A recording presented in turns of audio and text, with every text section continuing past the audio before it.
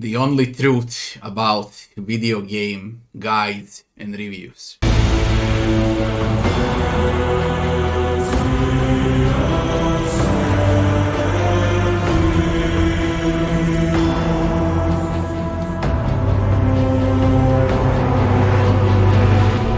First of all, and the thing I've seen the most in my channel and in comments, is it a dream job? It depends how you look at stuff.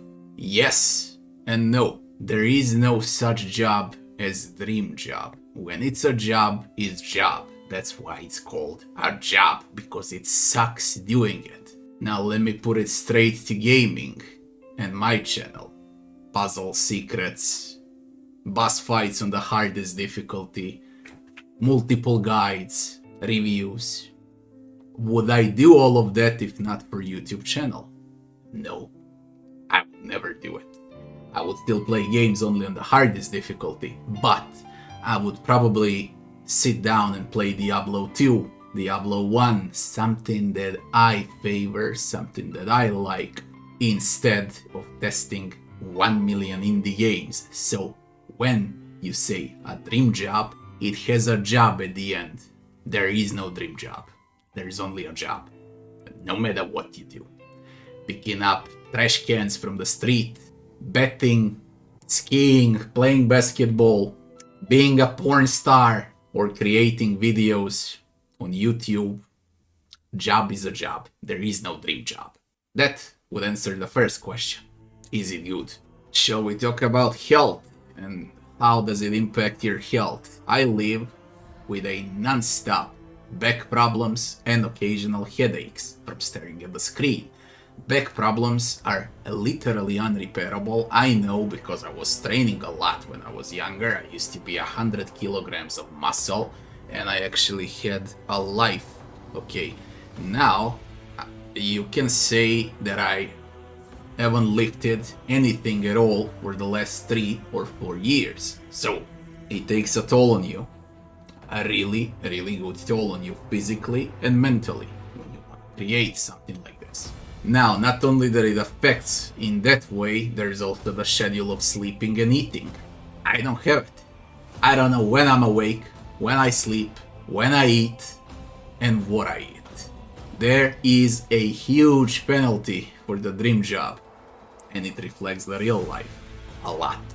Should I also mention how it reflects real life in terms of how much time I got for my friends, family, my wife, my pets? I got 3 dogs and 11 cats. Should I also mention how it's impossible to explain to at least 90% of people that I know how hard it is to do what I do? Because literally people are like that. Okay, everyone thinks that their job is the hardest one. So everyone's suffering is the worst suffering until you test something else. Now we come to the third part, which I like to say that nothing comes easy. The amount of time you need to invest into creating videos, into playing all of those games and then creating something out of them. Okay, the amount of time you also need to invest into having an actual idea to convert it into something leads to the conclusion that nothing comes easy.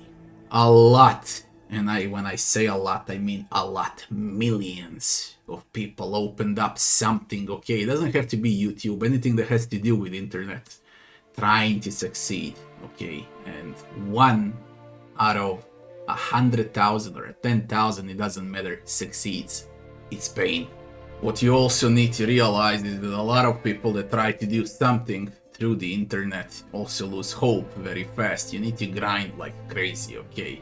It's very hard to be successful at anything that has to do with the internet in 2022. Competition is freaking huge. You can also fuck it all up with wrong mentality. If you think you're gonna succeed during night, that won't happen. It could, okay? The chance is like getting hit by a thunderstruck. 1 upon what, 7 million? Are you the 1 in 7 million? I used to bet a lot. I know how hard it is to get a quote out of 30, 50 to actually win a bet. Now imagine how hard it is to win 7 million. 1 against 7 million. At the end of the day, you need to like what you're doing. You need to know what you're doing. And you need to master what you're doing. For all of that, again, it takes a lot of time and a lot of practice, like every other job. When I started, my diction wasn't that good, my language wasn't that good. I was also nervous, pretty much nervous all the time. I know because my leg was shaking non-stop while I was recording and so on. Now I don't care, because time passed. I do not care. Millions can watch, thousands can watch now. Same for me.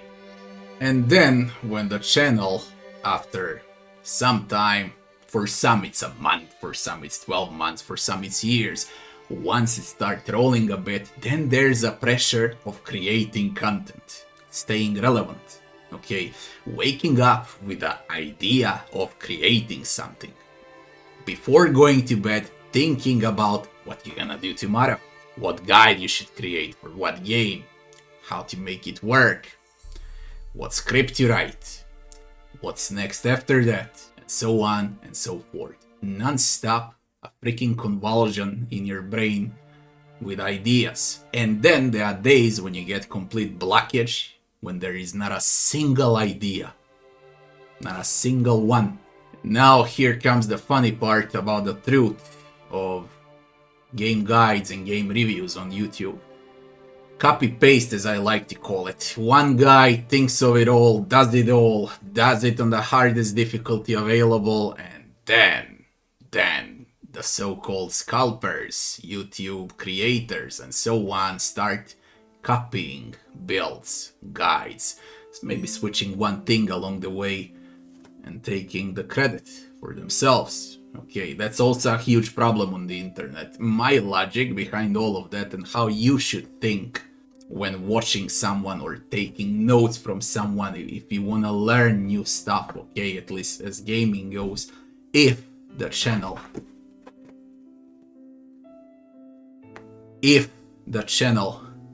doesn't have full walkthroughs, do not trust.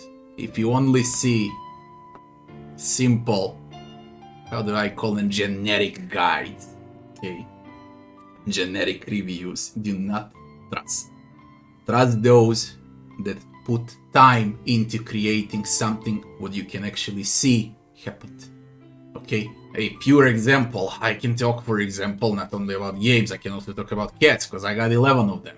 And I know, because they got sick from different diseases, okay? And I know how to feed them, I know what to do with them, I know how to care for them. Probably better than most of the people that are actually creating tutorials and guides of how to care for your cats, what should they eat, and how to treat them if they're not well. But I ain't doing that, of course. Just a comparison with gaming. Do not trust until you don't see something specific. Full walkthroughs.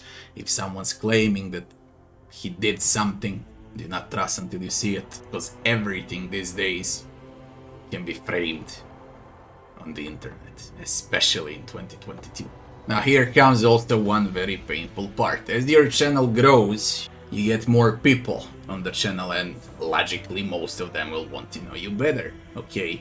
What it means that I, for example, wake up now with 100 comments that I need to respond to. That there is no way I can do it in one day, okay? And new comments come non-stop every day, and sometimes I just can't manage, okay? And now I also have a Discord channel where I talk to people over there. I got some friends on Steam chat that I talk with them too, alright? Then comes real life friends, family, wife, pets, everything that you can think about. There's just not enough time. The bigger your channel is, the less time you will have for people, because it's impossible to do it. I sleep 4 hours a day to manage everything. My other jobs, my YouTube, my streams, friends, family, pets, wife. 4 hours a day. Does that sound also like a dream job to you? On the positive side, I managed to have a lot of friends along the way in the last 5 years from all countries. From Italy, from USA, from Spain, from Sweden, from, I don't know, Brazil, Portugal, all around the globe, basically. I have a lot of good friends, and that's a very good and very positive side. And I also know a lot about them. It's not some channel, at least in my case, that just spams videos and cares nothing about his audience, okay? I know a lot from my subs in their private lives, what's happening and so on. But that again takes time. I'm one, you're thousands. Now, speaking about sleepless nights, there's also the part that I call radiation, because I'm very close to the router, tons of cables around me, okay, non-stop. There's mobile, there's microphone, there's headphones, there's 2 monitors in front of me, PC beneath me, laptop in my bedroom, TV on 2 meters away from me. Non-stop radiation. That can also fuck up your sleep.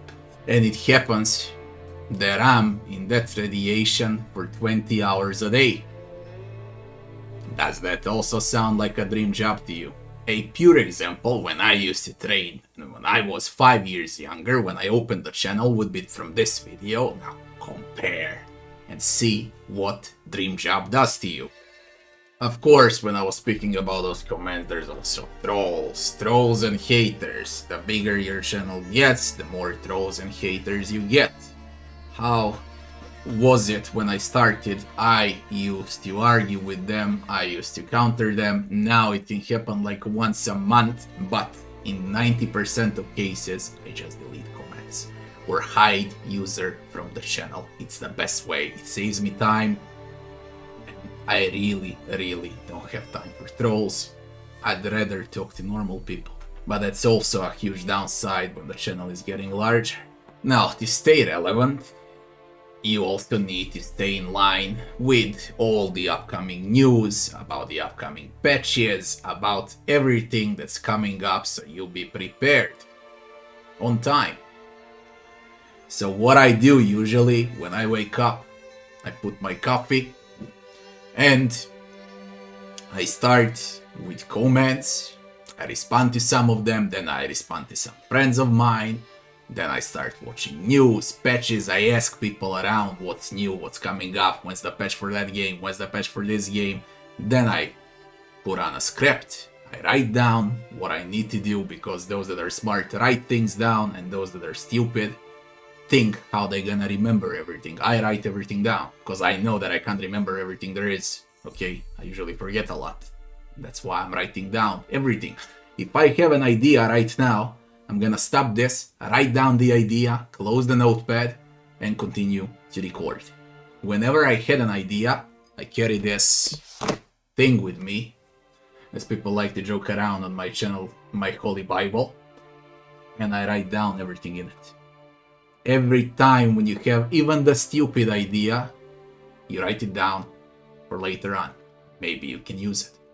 The thing that also takes toll on me, because this channel is about guides, walkthroughs, reviews, puzzles and boss fights, and yes, from now on, but I'm doing it all on hardest difficulty. When you do everything on hardest difficulty, that takes a lot of time. Twice, 3 times more than others when they play on easier difficulties. Why I do it? Because if I don't see a challenge in a game, I find it boring. When I find a game boring, I'm not finding myself to entertain people enough, okay? And it reflects on the audience. If I'm entertained, audience should be entertained also. That's at least my point of view. So that's why I'm sticking with the hardest difficulty, because of my competitive nature and because of others. For example, when I do reviews, I do reviews with 3 different mindsets. Casual mindset, advanced mindset, and pro mindset. For those that like to enjoy the game and don't suffer. For those that like a bit of both. And for those that only like to suffer. And then I rate the game. And then on top of it all, I give my own opinion about it. I try to be honest as much as I can. If I don't like something, I openly say it. Why? I don't like a thing in the current game I'm reviewing. And frankly, I don't care if someone's gonna like or dislike. It's my opinion, And I believe every person on this world should have a right in its opinion.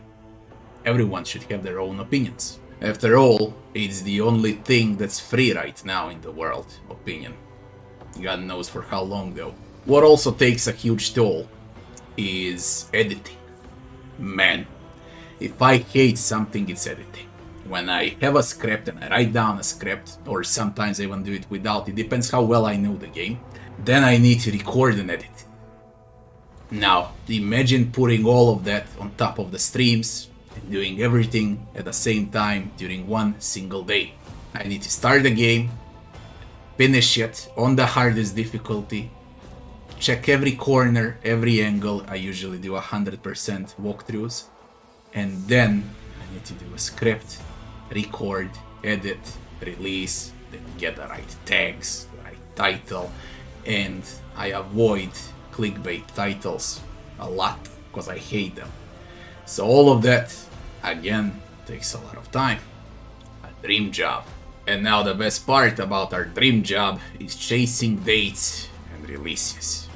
If I hate something, it's chasing dates and releases. Sometimes 2 or 3 good games are out at the same time. You need to pick one that's gonna do the best for your channel. Sometimes developers offer you 2 or 3 games at once and you need to pick one because you don't have time for everything and you need to pick the right one. And no matter what you pick, there's a huge competition. Chasing dates is probably the biggest pain in the ass of being a video creator. I hate it. It puts a pressure on you. Mental and physical pressure. And at the end, there is that thing where you need to remain sane and stable enough to do it for years. Because if you're like me and you played everything that exists in the previous 35 years, you don't find a new game that exciting to play, and I enjoy innovative games, and that happens rarely. And then as time passes on, my reviews for games and the games that I review are getting lower and lower scores because of it. Not because they're that bad, but because I already seen it 100 times. So to put it in short now, dream job doesn't go well with friends and family, with pets, with wife, with kids, with everyday life obligations, with bills, with audience, with time, basically with time. They should last 48 hours, not 24. Then I could manage if I can sleep 4 hours in 48 hours. All in all, I wanted to share my point of view. Do I enjoy what I do? Yeah, I do, and I would rather do this than anything else, but it ain't easy.